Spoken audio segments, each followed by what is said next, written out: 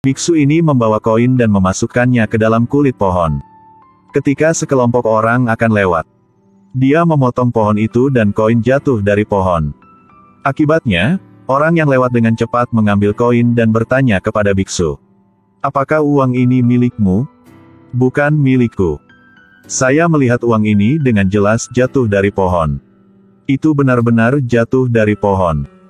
Ini adalah pertanda baik. Pasti leluhur Buddha yang bermanifestasi. Pastinya guru Lao dipukul kami. Setiap hari dengan tulus beralih ke Buddha. Itu sebabnya para Buddha mengawasi tenggat waktu kita. Baru saja menjatuhkan uang dari atas untuk kita semua." Pria yang baru saja mendengar bahwa uang itu jatuh dari pohon. Dia secara aktif ingin membantu biksu itu. Biksu ini juga siap.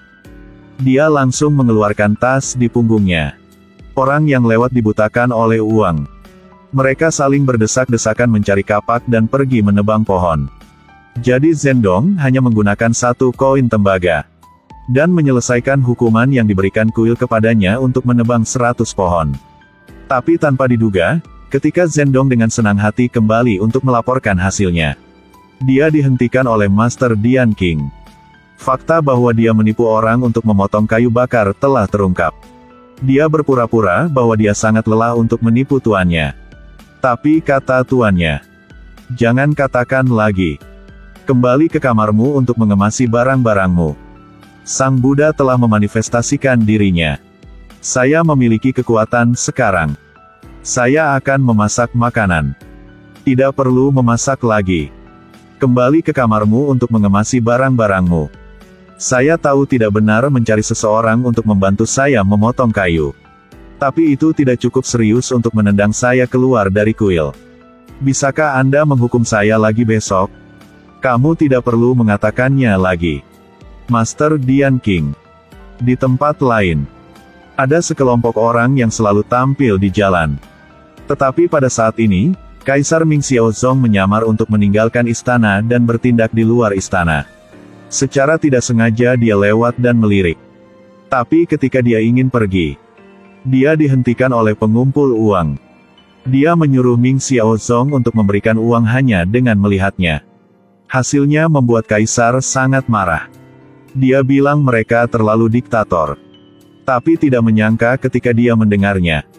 Dia ingin bertarung dengan Kaisar Ming Xiaozong.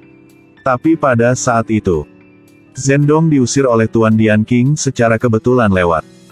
Jadi dia berinisiatif untuk mencari tahu ceritanya. Anda benar-benar selesai menonton, tetapi mengapa Anda tidak memberikan uang? Ini benar-benar tidak mungkin. Jangan terlalu marah, makanlah sepotong kue. Begitu lezat. Ini benar-benar enak. Apa yang ingin kamu lakukan? 30 yuan, terima kasih. Kenapa aku harus memberimu uang? Jika kamu mencium kueku, kamu harus memberi aku uang. Itu karena aku tidak sengaja menciumnya. Kenapa memberimu uang? Berdasarkan apa? Jadi kamu tidak perlu memberikan uang. Tentu saja tidak perlu memberimu uang. Jadi orang tidak perlu memberi kamu uang. Ketika mereka tidak sengaja melihat Anda tampil di jalan. Zhendong sangat pintar. Sehingga dia menyelesaikan semuanya hanya dengan 1 kue. Ini menyebabkan Kaisar menyeka matanya dan menatapnya. Tapi ketika Zhendong hendak pergi, Ming Xiaozong tiba-tiba berkata bahwa dia ingin mengundangnya makan untuk mengucapkan terima kasih. Tapi Zhendong tidak tahu siapa pria ini. Jadi dia setuju untuk makan dengan Kaisar. Tetapi ketika Kaisar menanyakan latar belakangnya, Zhendong mengatakan, "Saya adalah orang terpintar di kuil Lao Dipu. Xiao Zhendong." Xiaozong mendengarnya mengaku sebagai yang terpintar. Jadi dia memberinya teka-teki.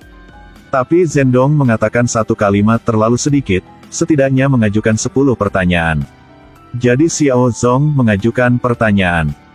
Kain apa yang tidak bisa membuat pakaian? Ikan apa yang tidak bisa dimakan? Jenis ikan apa yang tidak akan mati? Setelah Zhendong selesai mendengarkan pertanyaan pertama, dia tercengang oleh pertanyaan Kaisar. Utusan suku Shizilukou mengeluarkan panah. Mengatakan selama panah tidak patah atau rusak, itu bisa dipersingkat. dia akan setuju untuk mengubah perjanjian damai. Jadi Zhendong menggunakan tatapannya, menyuruh orang yang bertanggung jawab untuk mengeluarkan panah panjang. Kemudian langsung buat panahnya lebih pendek. Tapi putra mahkota Shichibukou tidak setuju. Dia masih ingin bersaing lagi. Zhendong memberinya pertanyaan ujian. Selama periode negara berperang, negara Sui memiliki Dubaya. Apakah Dubaya, orang yang memecahkan piano untuk berterima kasih? Oke, jangan ganggu aku. Baya memainkan piano dengan baik, semua orang tahu itu. Tapi kenapa dia tidak pernah menggunakan jari ini untuk bermain piano sebelumnya? Tapi kenapa dia tidak pernah menggunakan jari ini untuk bermain piano sebelumnya? Putra mahkota Shichibukou menunjukkan ekspresi tidak senang. Zhendong sangat senang. Tapi sekarang Luo Sangshu takut putra mahkota Shichibukou akan marah. Dia bilang itu tidak sebagus makan dan kemudian mengikuti ujian lagi. Yang mulia mendengar niat Luo Sangshu, memutuskan untuk menghibur putra mahkota Shichibukou di taman kerajaan. Tapi saat mengadakan perjamuan nasional, Zhendong tiba-tiba memimpin pelayan istana di depan putra mahkota Shichibukou. Zhendong bertanya apakah dia sudah punya jawabannya. Akibatnya, putra mahkota Shichibukou sangat malu. Dia langsung mengakui kekalahan. Dan ketika sang pangeran menanyakan jawabannya, pelayan istana berkata, "Mengapa Baya tidak menggunakan jari ini untuk bermain piano? Mengapa Baya tidak menggunakan jari ini untuk bermain piano?" Sangat sederhana. Karena jari ini adalah Master Taifu. Baya tidak bisa menggunakan jari ini untuk bermain piano. Bodoh sekali. Setelah putra mahkota Shichibukou mendengarkan, dia ditundukkan oleh kecerdasan Zhendong. Jadi dia memutuskan untuk menghapus semua kondisi yang melekat pada perjanjian damai. Tetapi ketika putra mahkota Shichibukou sedang menonton pertunjukan musik, dia tiba-tiba pingsan. Ini membuat semua orang di sana, mereka semua takut. Begitulah Pangeran ke-6 melihat saudaranya. Dia menangkap Kaisar King De untuk penjelasan. Jika tidak, akan ada perang. Setelah Kaisar mengirim Luo Sangshu untuk menyelidiki, jadi tidak ada orang yang mencurigakan ditemukan. Tapi Zhendong dengan tegas bersikeras bahwa itu adalah orang yang ada di sini untuk melakukannya. Karena pada saat itu, ada lebih dari 100 penjaga yang menjaga taman di luar. Bahkan jika ada lalat dan nyamuk, mereka akan dipukuli sampai mati. Jadi pembunuhnya pasti seseorang di istana. Zhendong dan Luo Sangshu pergi ke kuil untuk memeriksa mayatnya. Hasil deteksi jari manis kiri putra mahkota Shichibukou mengarah ke atas. Ada luka yang disebabkan oleh jarum. Lalu melihat darah di celana dalamnya. Yang lebih aneh lagi, putra mahkota Shichibukou meninggal tetapi pangeran ke-6 tidak datang menemui saudaranya. Hal ini membuat Zhendong sangat skeptis. Selanjutnya, akankah Zhendong menemukan pembunuhnya? Mari kita menunggu dan menonton bersama.